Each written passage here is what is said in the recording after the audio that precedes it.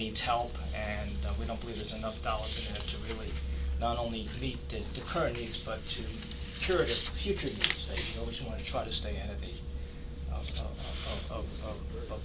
where you need to go. Justice court funding.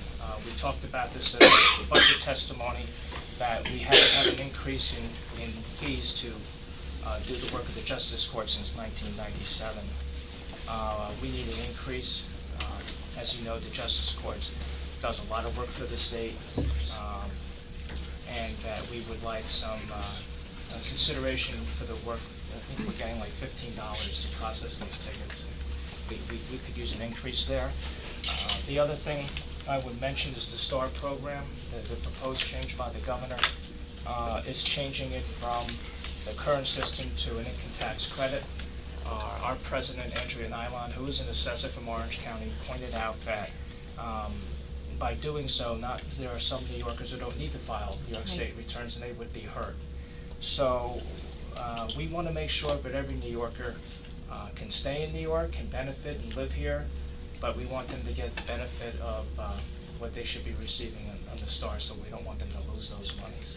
And we're here to answer any other questions that you might have about our program. I am very proud that the associations, counties, the Conference of Mayors and Association Towns are working collaboratively to address issues that are of a crying need for all New Yorkers. And we want to deliver the message home that we want to be an equal partner in helping to meet the needs of our residents and the residents of the state of New York. One question. We hear a lot up here in the state capitol about the answer to municipal funding problems is consolidation. At some level, consolidation of services, but I think underneath it, and I hear it said a number of times in both large public and small private conversations, that there's too many local governments and they should just merge. How do you assess that concept? I mean, there's not a proposal on the table as to how that would actually be implemented. But I mean, I understand there are legacy costs that are going to exist no matter what structure of government you have. But it would be interesting to see how you view and how the members view that question of consolidation is the answer. I'm glad you asked that question. If I could be so bold, I want to share a couple of stories with you. First of all, what we don't understand is, or appreciate, but a lot of these districts that the governor talks about are just paper accounting districts, because whether it's a lighting district, you only tax the people who receive the benefit, and there's no administrative costs. It's just how you pay for the So I think that's not really accurate, and we should be cognizant of that. I'm going to tell you two stories in my town when I was a town board member, which talks about this consolidation. And that's why I always ask this question: is it really about the service that you're going to deliver, or is it about creating districts, or is it the cost? So here's the story. We got a proposal from a hospital to do advanced life support for our community. A lot of people in my community wanted that additional service above and beyond the volunteer fire company, and we did a study, and it was going to cost X. But we found out when the hospital came in, if 6 neighboring towns did it together, it would drop that cost by 50%. So we looked at it as a town board and said, wow, this is something that our residents are crying for. It's a service that our volunteers can't deliver. It's going to save lives. And now we can find a way to save 50% of the dollars to do this. Shared service, right? 6 neighboring communities. How great is it? Guess what? 2 problems. Each town had to create a new district. So there's another district. But no staffing, just to pay for the cost. We needed to create an advanced life support district. And, of course, it's an additional cost to the taxpayers that knew. But this is what they wanted. So I always say, creating districts is not a bad thing. Sharing is not a bad thing. But sometimes it gets muddled, and that's a good example of a muddled thing. And the other story I have about consolidation, we had a proposal from our school district to create a wash bay facility in my town to make sure that the highway trucks and the school buses are free of salt and elements, so the integrity of the vehicles could be longer and save taxpayers money. Well, the town board loved the idea. We passed it 5-0. But because of the way the school fiscal requirements are done, they needed to go to a referendum. Guess what? It failed. So here the town was trying to do the right thing, save taxpayers' money, do a shared service, and we couldn't implement it because of the circumstances. So I think this notion of consolidation and shared services is not as, it's not what the governor presents it to be, and I think that there's stories like mine that really highlight the issues about the services that towns and other localities render. Were they legislative fix? Could it be a legislative fix? I see the second one, of course not, because the schools must go out and have a vote on any of those projects. Yeah, I think legislative fixes would recognize, for example, there should be some exceptions to the tax cap if you're trying to do things that are actually going to cost you more money. So like in this instance with the advanced life support, you're doing something that the public really wants, it's going to save lives, but it's going to cost a little money. Why should that, why should a town not do it if it's going to make them go over 0.12%? And I think that's what we're talking about, is trying to make sure that we don't give away or don't forget what we're here to do, provide services, and that when you're talking 0.12, it's very hard. We heard yesterday for the controller, they're not going to make their expected returns on the pension fund, so that's probably going to be an additional cost to localities. Once again, how are we going to deal with this 0.12 under the current construct? Okay. I thank you so much for being here and sharing your thoughts with us. It's really important that we hear firsthand from representatives of our local governments how what we do. Well, thank you so much, and affects we're you. here to help you any time, and Thank we'll you. leave you with Perfect. Thank you very much for these on that. it. Thank you so much. Yes, you're welcome. Next, we have Association of Counties and Association of County Clerks. They're going to make a joint presentation to us. Please come towards the table. Hello, Steve. How are you? Thank you. Brad, it's so nice to see you. Good to see you. Nice to see you as well. Please come and join us. Fred Kendall. Senator Latimer. Jackie A little Jordan, bit. my legislative director. Hi. Rob We Davis. Rob, how are you? You remember? Was he there when you were there? Yes. he was. Okay. Yes. Terrific. Good morning. Please introduce yourself. Good morning. I'm Stephen Aquario, the Executive Director of the Association of Counties. Bruce Headley is with us here from the Albany. He's the Albany County Clerk. How are you? Nice to see you. And I'm Brad Kendall. I'm Dutchess County Clerk and President of the association this year. Very nice to have you. So thank you very much for having us, inviting us here to tell our, bring a message from the community. I guess is the appropriate way to outline why we're here. As we all know and learn about in school and live our lives, we have 3 levels of government: federal, state, and local. And we're here on behalf of the local governments. Heard from all the units of local government today, and we're all united in that we all serve the same taxpayer that the state does, and we are operating now in I think our fourth year, Dave, on the tax cap. 5th year of what is really a revenue cap locally, and I'm not here to complain about that. I'm not here to just ask for money on behalf of the local governments, but we're here to bring a message that without your help, we can't achieve what we all want, and that is stabilized property taxes and reduced property taxes. We didn't cause this problem.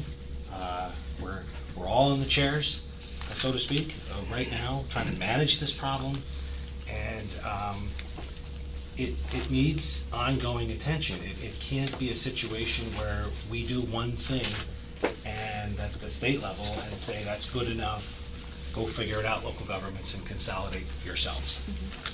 We don't believe we're the problem at all. We all have to be more efficient, and we're striving to do that. Your bill that you passed today, you passed several important bills today, but the unfunded mandate bill is not a symbolic bill. I don't believe it amends the Constitution. It's simply passing a law. And I believe that it's a very important bill. It sends a very important signal to local governments that If we're going to require you to deliver our programs, then we'll pay for it. Thank you. I'm joined by Daniel McCoy, the Albany County Executive, and thank you, Dan, Welcome. for joining us. So, we have no problem delivering state services. That's what we have now been doing for greater than a half of a century or more. We're very close to the people. The state can't possibly do it all themselves, and you rely on us. But now you've capped our revenue, and we have a volatile sales tax economy right now. The collections in 15 were lower than in 14, and 31 plus counties around the state. So what kind of message are you sending to the people of New York if you're not going to help the local governments provide the state services, and we can't raise revenues locally? We have to cut programs and services. We have to stop fixing our roads and bridges. We have to defer maintenance and capital. We have to let the buildings get older. We have to let the equipment get older. And do we not provide next generation 911? Do we not try to help serve the people through emergency dispatch? So you've taken some steps over the past few years that have been critical, and that we would not have been able to stay under the property tax cap largely, and that's capping the local share of Medicaid. Without question, one of the most historic things you've ever done since the 1960s as the state is cap those local costs. This governor proposes to eliminate that for New York City. That's a terrible idea. It upends historic mandate relief for the largest county, arguably, in New York State. And who's next? Is Westchester next? Because they seem to be having a good year in their economic condition, or Saratoga or Rensselaer. So we would ask that be rejected. We ask that you reject private activity bonds, proposal to have the state control how economic development bonds are. Bonding authority is done at the local level. These are local activities that have worked well for decades, and there's no strong reason to make these changes. We've heard about infrastructure. We have no clarity on what's going on with the New York Pave, New York Bridge, the airport competition. It's very confusing to us how much of that actually flows to local governments. What is the legislative responsibility and role with this? Do you have a say in how these bridges or projects get selected, or is it just done by the Department of Transportation? We think the legislature should have a voice in this, and we'd ask that you include us in these projects. People say we shouldn't run the bridge programs through a formula because a town may get a small amount of money, or a small village, and wouldn't be able to fix a bridge. Well, we'll leave that up to the local government to decide how they should best allocate any money that you could possibly run through a formula. The CHIPS program has worked for 40 years or so, since the 1980s. It's a terrific program, and it treats everybody fairly and equitably, and we ask that the formula itself, a one-time shot, because it's a bank settlement funds, that it's not an ongoing thing, we'd ask that you consider that as you go forward in these negotiations. I asked Dan to come, if he could just talk for just a minute about a special program that we're asking for your relief in the area of indigent defense. It's one of our highest priorities. We think that the Senate majority and the Senate Democrat Conference is very supportive of helping the counties provide this state constitutional responsibility. Dan, you want to talk for just a minute about why that's important? Absolutely. There's 57 counties upstate New York. You fix 5 out of the 57, so we're talking about fixing the 52. It's roughly about $157 million for indigent defense, which you pass down to the counties that we're running. And the problem is, as we talk about raising the age and we talk about different incarceration and doing things differently, if we could fairly represent people in the courtroom and not have 2 tiers of justice, one for the rich, one for the poor, we could keep people out of jail. Problem is, our public defenders, alternate public defenders, and our 18B attorneys are overwhelmed. They'll have caseloads more than what they're supposed to have. They go visit our jails and they have to visit 30 people. A private attorney goes there and visits 1 client. So the outcome of 2 DWI cases could be parallel, but the outcome's totally different because one had good representation, and not that we're not giving them good, representing them, but it's kind of hard when you're representing multiple people. And to fairly say you're going to only take care of the 5 counties that sued and not take care of the other 52 is not right. And that's another unfunded mandate burden that's taken off of our taxes. It's about 4.8 million. I probably could get away without raising taxes for a couple of years and really looking at our economy differently in Albany County, how we could fix other problems. Many things, Senators, we put into our testimony. We've included all that information in the packets. Before we turn it over to our county clerks, I would like to say that the county clerks and the county governments themselves have been working very hard on promoting organ donation. We're failing. Despite the great efforts of the clerks, the public is not given an opportunity really to make this choice. So we would encourage you to continue to keep that on your radar and try to promote efforts and programs to do that. There are several pieces of legislation. You passed something last year that's already increased at 15%. And so we encourage you to continue to do that. And I'll turn it over to Bruce here, Brad and Bruce, to talk about why revenue is important and the operations that they do at the county level help contribute to the overall county coffers and assist the state. So, Brad? All right.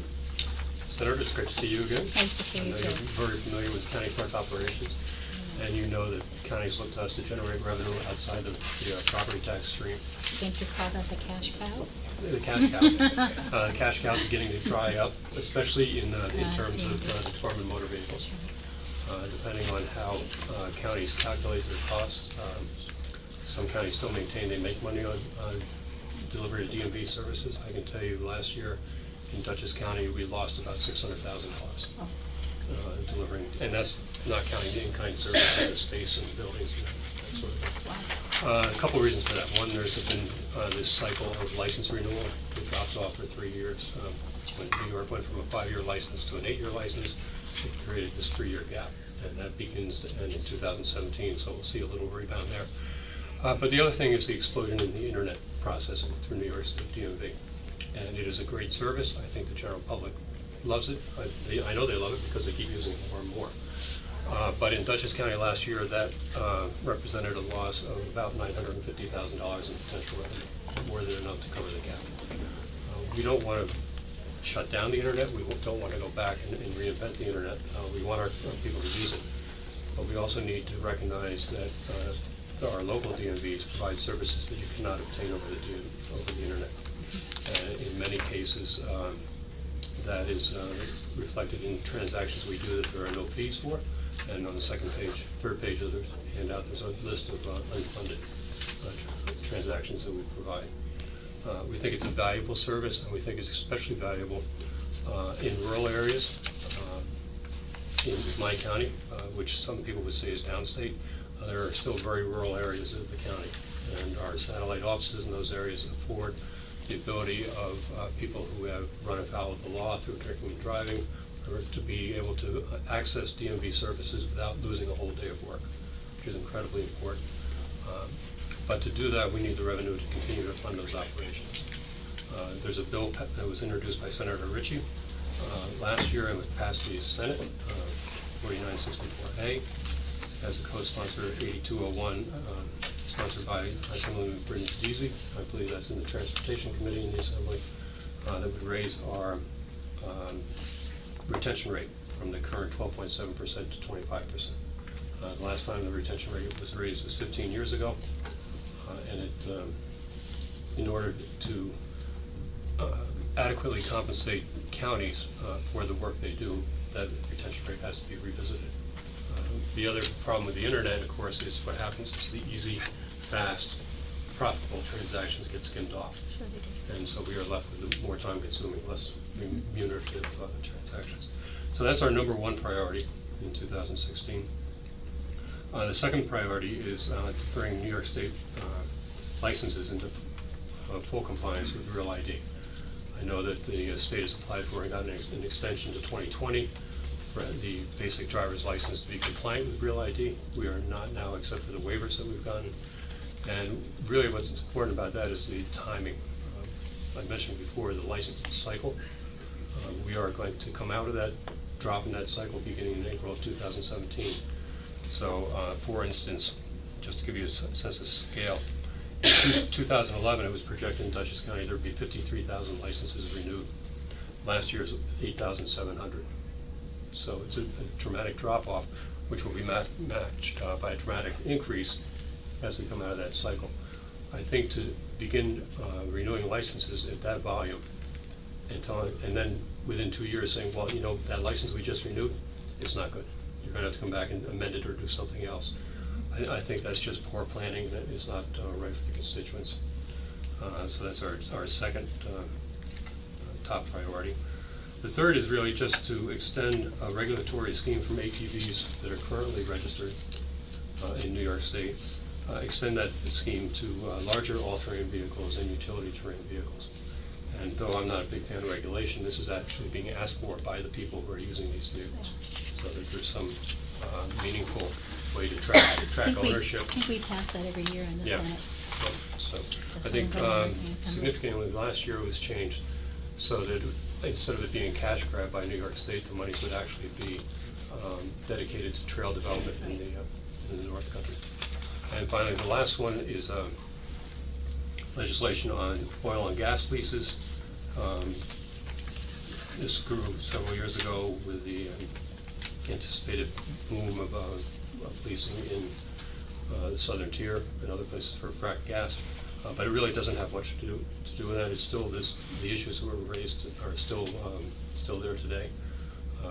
This would require both signatures of the leaseor and the leasee to an extended lease, which is not the current law. And it would also, just from a procedural viewpoint within the clerk's office, limit the number of lease extensions you can process on one document.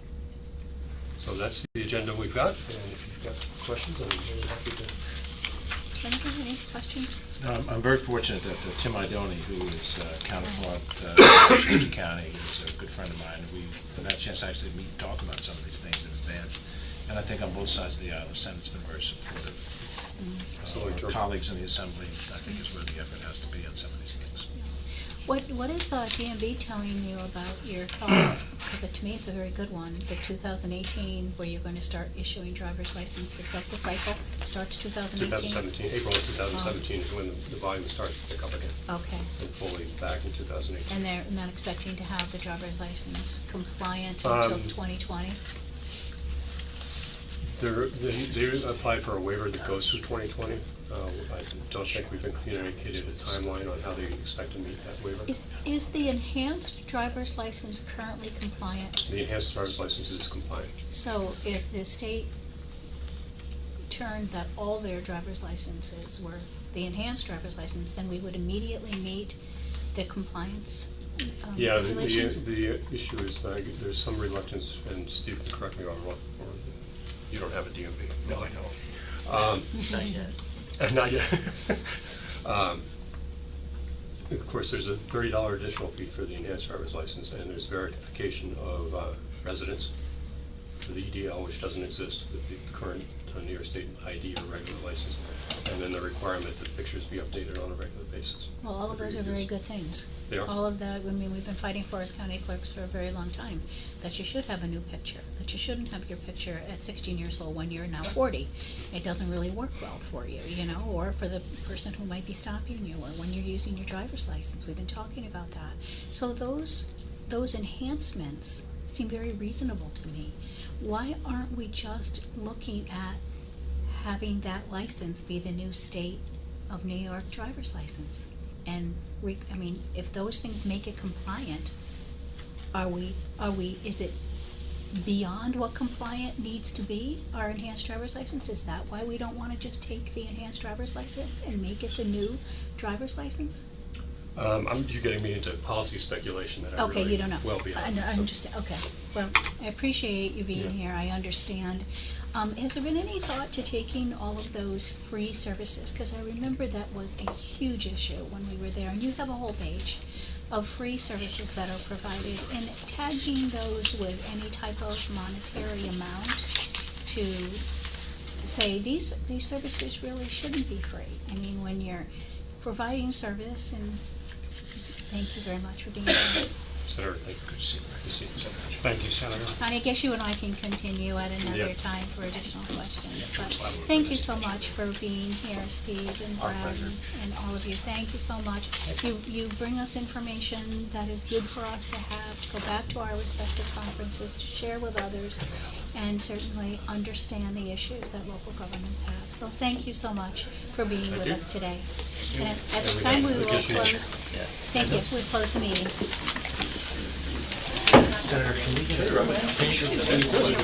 Hey, do you guys have a bill on this one?